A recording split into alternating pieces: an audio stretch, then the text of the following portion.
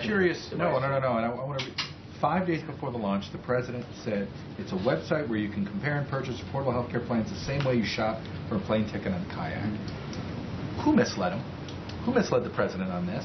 Are you telling me 5 days before that somebody let the president go out to the American public to give this speech and say this and make this promise? In fact, the next line is, I promise you, this is a lot easier.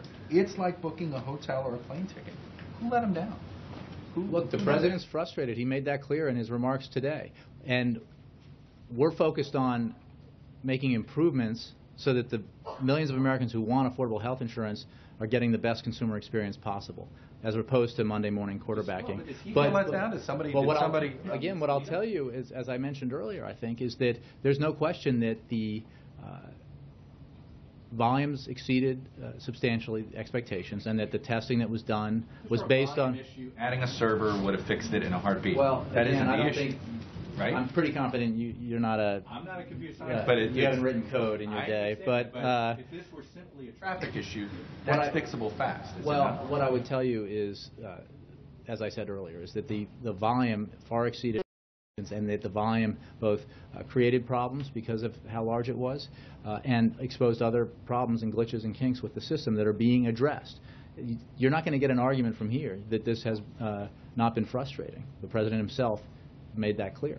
But what he's focused on is making the consumer experience better for Americans, because even through this process, nearly 20 million folks, there have been nearly 20 million visits to the healthcare.gov.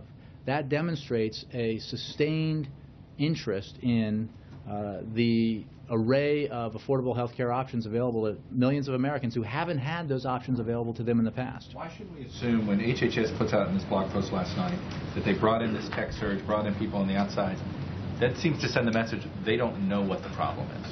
Is that fair? I mean, should we not assume that? No, I think you should assume that they identified problems and glitches that need to be fixed, and that they brought in this team to continue the effort and to put in place tools and processes to monitor and identify parts of the websites where individuals are encountering errors. Wouldn't you be screaming up and down, we have found the problem, we're working on a solution? I think we are finding problems and we're working on solutions. I can't, part of when you have tech experts at any major tech operation, you're constantly monitoring your operations, finding glitches and problems and fixing them, and that's what they're doing here. Finally, are you open to extend